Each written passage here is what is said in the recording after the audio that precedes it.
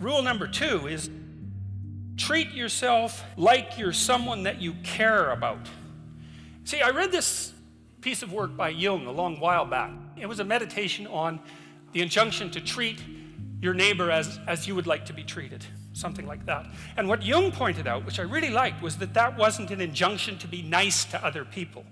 It was an invitation to reciprocity. It was something like this. It's like, you should figure out how you would like to be treated, like you were taking care of yourself, not how you would like people to respond to you. It's more important than that. It's like, imagine you had a child that you really cared for, and someone said, well, people will treat this child exactly like you want them to, but you have to figure out what that is. And so then you'd have to sit down for like a month and you'd think, okay, well, how do you want your child to be treated? You don't want everyone just to be nice to him, you know. You want people to challenge him, and you want people to discipline him, and you want people to tell him when he's wrong. It's like, you don't just want everyone to be nice. That's pathetic. It's pathetic.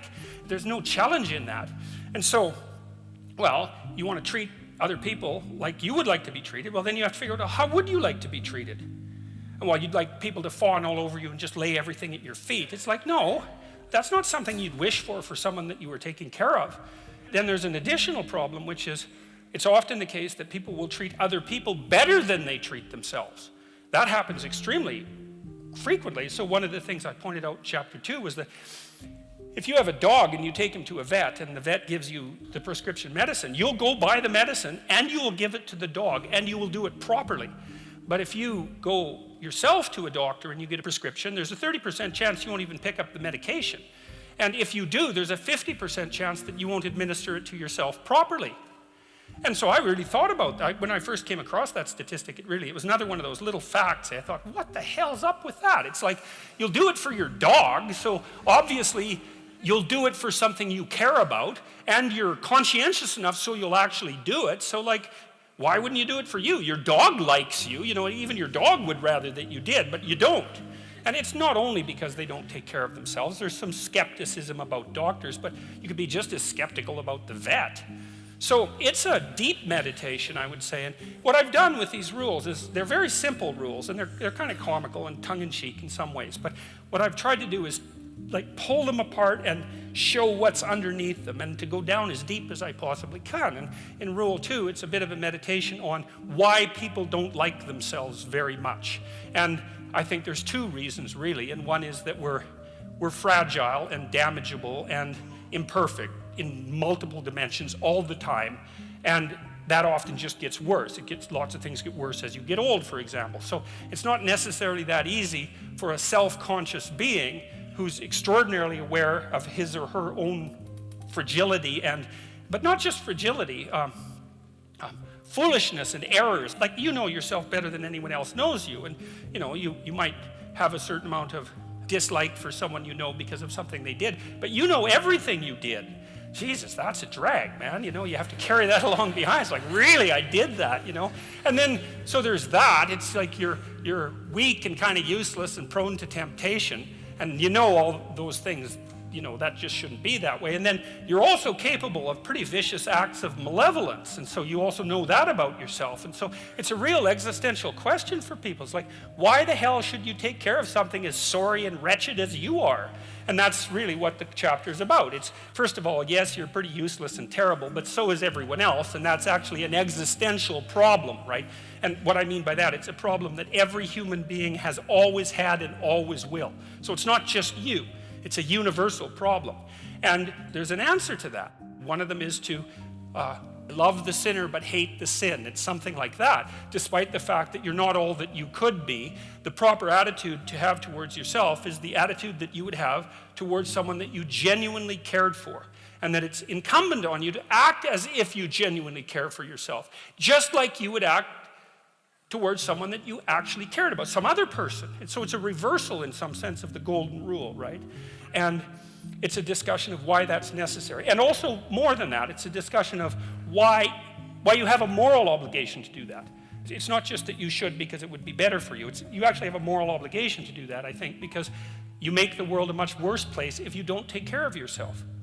So you should bloody well take care of yourself, you know, because it's partly because you have something valuable to bring into the world. That's the thing about being an individual. It's the thing that Western civilization has always recognized, that as an individual, you have a light that you have to bring into the world, and that if you don't bring it into the world is a dimmer place, and that's a bad thing, because when the world is a dim place, it can get very, very, very dark. And so it's necessary, not just so that you feel better, not just so that you're a #1 lobster, none of those things. You need to take care of yourself because you're in the best position to do that. And it's necessary for you to take care of yourself. Despite the fact that we're mortal and vulnerable and self-conscious and capable, not only capable of doing terrible things, but actually do them. Despite all that, you still have that responsibility. Regardless of your inadequacies and your malevolence, which, you know, I'm sure you have many inadequacies and no shortage of malevolence, just like everyone else. Regardless of that, you have a moral obligation, so that would be a responsibility, to assume that despite all evidence, that there's actually something of intrinsic worth about you, and that as a consequence, you're duty-bound to treat yourself like that is true. And then it turns out that if you do that, well, then your life gets better. And I don't mean happier exactly, although I would say it gets happier. I mean it gets richer and more meaningful and deeper and more worthwhile, and you become more educated and you become wiser, and you treat yourself with more respect, and you're a better model for other people, and you're a better father or better sister or better mother, whatever it happens to be. And you're less ridden by that guilt that gnaws at you and shame that's there otherwise saying, you're not what you could be, you're not what you could be. And that's a hell of a voice to get rid of, and it's certainly not one that's easy to ignore. So that idea that there's something divine, let's say, that resides within you of ultimate worth, even as a philosophical statement or a psychological statement rather than a metaphysical statement, it seems to be a precondition for establishing properly harmonious relationships with yourself. Man, that's worth thinking about a lot, you know. You could think that in some sense you just own yourself, you know, because people do kind of make that claim, especially when they're trying to justify, for example, their right to suicide, that, you know, it's your life, it's your body, you're yours to do what you will with. And if that was true, well, then it would seem to me that life would be a lot more straightforward, because you would just tell yourself things that you would instantly obey and believe. So first of all, you'd tell yourself all the things that you were going to do, and then you just run off and do them, which you don't, obviously, because it's much more difficult than that. And then you'd also say, well, enough of the guilt and the shame and the negative emotion and the disillusionment and the vengefulness and all those things that make life hard. The self-recrimination, it's like, what the hell do we need that for? And if we're masters of our own destiny and owners of our own fate, then why can't we just command to ourselves that be dispensed with? And like, that doesn't work. I've never seen anybody able to do that. So, I mean, you can fool yourself for very brief periods of time into thinking that that might work, but it doesn't work, and that's strange. And this is one of the reasons I love the psychoanalysts, because they were really the people, apart from the religious types, who figured out that whatever you are, you're not a unitary spirit that's under your own dominion. You know, you're something like a loose unity of a multiplicity of spirits, many of which are doing their own thing, which you're striving to bring into some form of unity. But even that unity isn't something that's under your control in any real sense.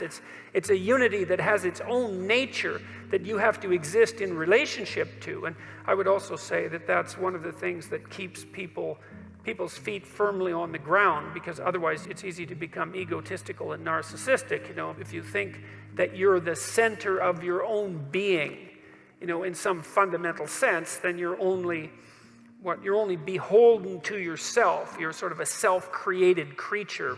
Perhaps you could think about it that way. But it doesn't work like that. It's like the ideal that constitutes the unity that you might become then sort of manifests itself as something that you could strive toward, but aren't. And it also serves as a judge. It's the thing that keeps you up at night saying, you know, there's some things you're just not attending to, and you should get at it, because life is short, and there's no shortage of trouble that you might end up in, and a wise person would attend to the dictates of his conscience and lay out his actions in the world according to what he knows to be true and correct.